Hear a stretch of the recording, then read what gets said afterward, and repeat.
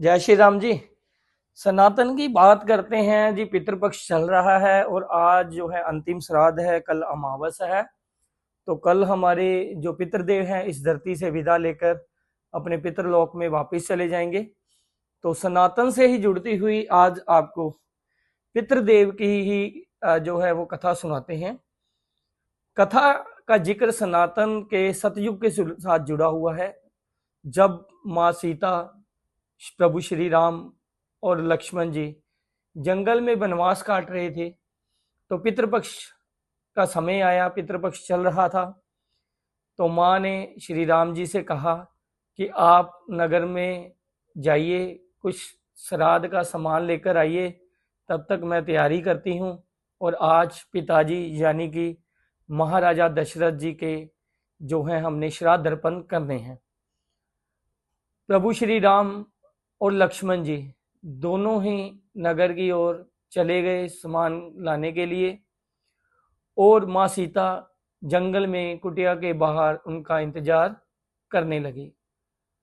इतनी देर में राजा दशरथ की आत्मा भूख से तड़पती हुई माँ सीता के सामने आई और उन्हें श्राद्ध यानी कि कुछ भोजन कराने के लिए कहने लगी। तो माँ सीता ने कहा कि आपके पुत्र भगवान राम और लक्ष्मण जंगल से शहर की तरफ गए हैं, नगर की तरफ गए हैं श्राद्ध का सामान लाने के लिए।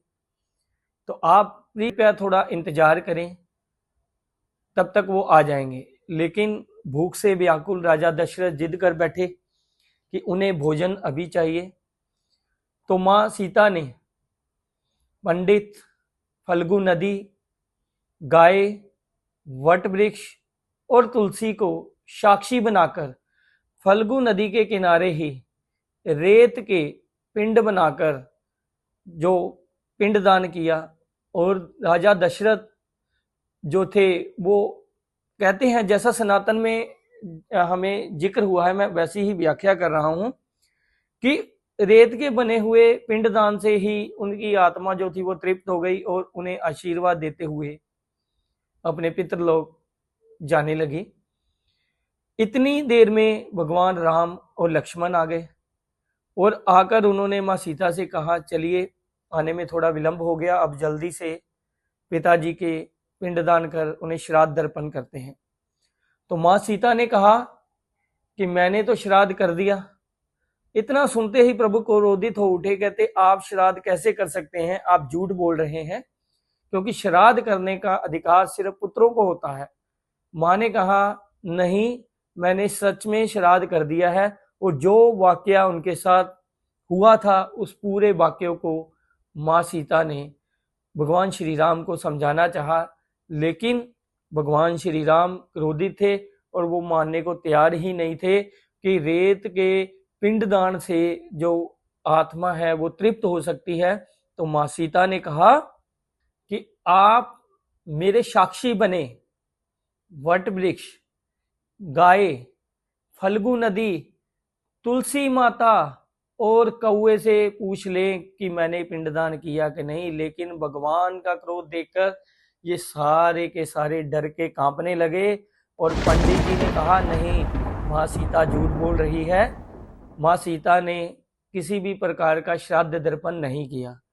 फल्गु नदी ने भी झूठ बोला, कौए ने भी झूठ बोला और तुलसी माँ ने भी गवाही देने से मना कर दिया। इस पर भगवान श्री राम का पारा और ज्यादा चढ़ गया, वो और ज्यादा क्रोधित हो उठे। तब वट वृक्ष ने आकर गवाही दी कि माँ सीता सच कह रही है, प्रभु इन्होंने ही जो भगवान यानी कि राजा दशरथ के पिंडदान कर उन्हें श्राद्ध जो है वो अर्पण किया हुआ है। इतने में भगवान राजा दशरथ की जो पवित्र आत्मा थी वो वहां पर प्रकट हुई और उन्होंने कहा कि मुझे श्राद्ध मिल गया है और मैं खुश हूं, अब मैं पितृलोक जा रहा हूं। और उन्हें आशीर्वाद देते हुए वो पितृलोक चले गए। इस पर माँ सीता ने जिन लोगों ने उनके खिलाफ झूठी गवाही दी थी, जो ये सच मानने को तैयार नहीं थे कि उन्होंने मतलब माँ सीता को जो श्राद्ध दर्पण करते हुए देखा या उन्हें साक्षी बनाया गया, तो माँ सीता ने गऊ को श्राप दिया कि आने वाले समय में सिर्फ तेरे पिछले हिस्से की पूजा होगी और तुझे खाने के लिए दर दर भटकना पड़ेगा। और दोस्तों, आज भी हम लोग गौमूत्र या गोबर को पवित्र कार्यों में इस्तेमाल करते हैं, लेकिन हमारी गौ माता सड़कों पर आपने देखा होगा कि कहाँ कहाँ भोजन के लिए भटकती है।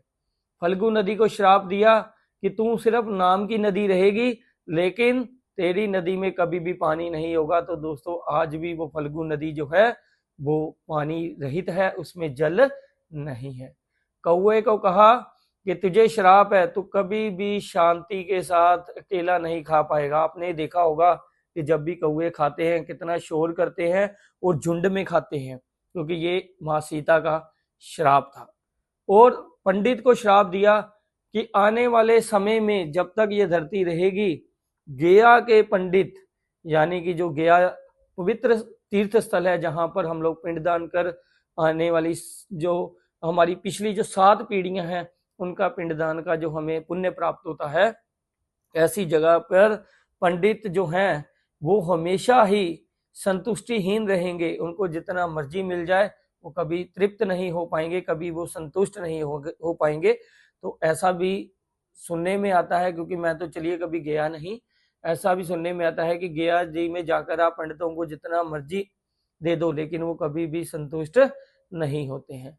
और वट वृक्ष को वरदान दिया कि आने वाले समय में जब तक यह धरती रहेगी, वट वृक्ष की पूजा भगवान के रूप में की जाएगी।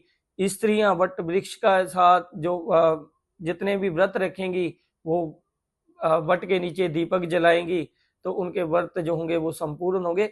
ऐसी एक कथा का सार जो है वो सनातन में मिलता है, जो मैंने आप तक अपने शब्दों के माध्यम से बताया है।